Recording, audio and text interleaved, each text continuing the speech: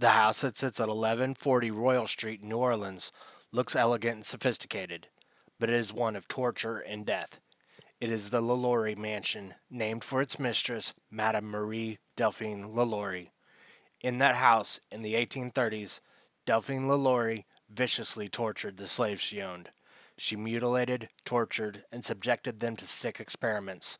When a fire eventually uncovered these atrocities, an unknown number had died at her hands. Although she fled, her evil remained. The house is reported to be one of the most haunted houses in New Orleans, forever cursed by the Madame's victims.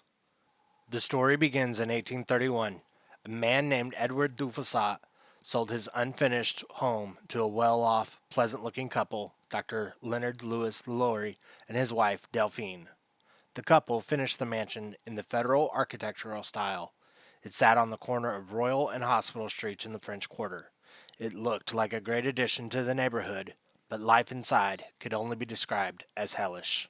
Inside the house, Madame LaLaurie had started abusing and torturing her slaves. She was kind to them when in public, even freeing two of them, but behind closed doors she was a nightmare. But it was nothing but a rumor until a fire broke out in 1834. The fire revealed all of her depravity. When volunteers first arrived, they encountered a black cook chained to the stove. The cook told them that she intentionally started the fire in an attempt to take her own life. As they ventured further, more was uncovered. Above the kitchen was an attic, where the first responders found a group of imprisoned slaves. Several had been viciously tortured, with bones broken, eyes gouged out, and worse.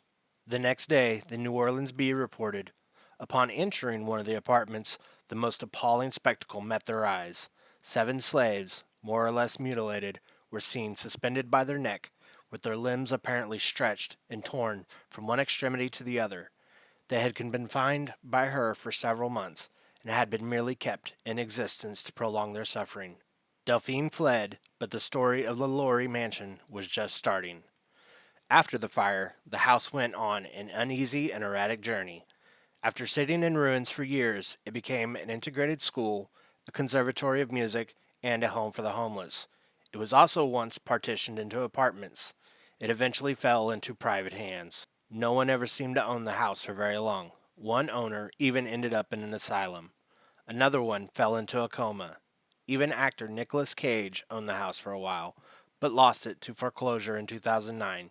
He later said, "I bought it in 2007, figuring it would be a good place in which to write the great American horror novel. I didn't get far with the novel." Local lore states that there is a reason that no one has owned the house for very long. Even though Madame LaLaurie was long dead, it's said that her horrible crimes made the mansion deeply haunted. As LaLaurie Mansion went from owner to owner, several who went inside have had strange paranormal encounters. Some reports claim hearing tortured shrieks and moans. Others have smelled burning flesh or heard dragging chains.